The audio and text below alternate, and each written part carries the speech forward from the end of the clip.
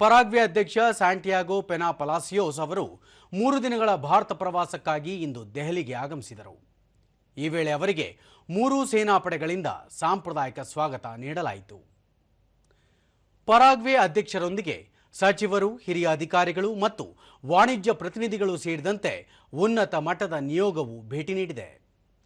ಭಾರತಕ್ಕೆ ಮೊದಲ ಬಾರಿಗೆ ಭೇಟಿ ನೀಡಿರುವ ಪರಾಗ್ವೆ ಅಧ್ಯಕ್ಷ ಪೆನಾ ಅವರು ಪ್ರಧಾನಿ ನರೇಂದ್ರ ಮೋದಿ ಅವರೊಂದಿಗೆ ಚರ್ಚೆ ನಡೆಸಲಿದ್ದಾರೆ. ಈ ವೇಳೆ ದ್ವಿಪಕ್ಷೀಯ ಸಂಬಂಧಗಳ ಕುರಿತು ಉಭಯ ನಾಯಕರು ಮಾತುಕತೆ ನಡೆಸಲಿದ್ದಾರೆ. ರಾಷ್ಟ್ರಪತಿ ದ್ರೌಪದಿ ಮುರ್ಮು, ಉಪರಾಷ್ಟ್ರಪತಿ ಜಗದೀಪ್ ಧನ್ಕರ್ ಮತ್ತು ವಿದೇಶಾಂಗ ಸಚಿವ ಡಾಕ್ಟರ್ ಎಸ್ ಜಯಶಂಕರ್ ಅವರನ್ನು ಕೂಡ ಪರಾಗ್ವೆ ಅಧ್ಯಕ್ಷರು ಭೇಟಿಯಾಗಲಿದ್ದಾರೆ.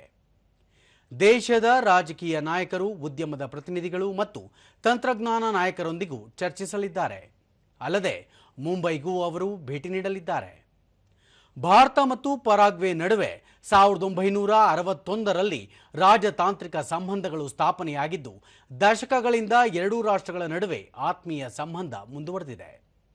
ವ್ಯಾಪಾರ, ಕೃಷಿ, ಆರೋಗ್ಯ ಮತ್ತು ಮಾಹಿತಿ ತಂತ್ರಜ್ಞಾನ ಸೇರಿದಂತೆ ವಿವಿಧ ಕ್ಷೇತ್ರಗಳಲ್ಲಿ ಉಭಯ ರಾಷ್ಟ್ರಗಳು ಸಹಕಾರ ಹೊಂದಿವೆ. ವಿಶ್ವಸಂಸ್ಥೆಯ ಸುಧಾರಣೆಗಳು, ನವೀಕರಿಸಬಹುದಾದ ಇಂಧನ ಮತ್ತು ಭಯೋತ್ಪಾದನೆಯನ್ನು ಎದುರಿಸುವುದು ಸೇರಿದಂತೆ ವಿವಿಧ ಅಂತಾರಾಷ್ಟ್ರೀಯ ವಿಷಯಗಳ ಕುರಿತು ಉಭಯ ರಾಷ್ಟ್ರಗಳು ಮಾಹಿತಿ ವಿನಿಮಯ ಮಾಡಿಕೊಳ್ಳಲಿವೆ.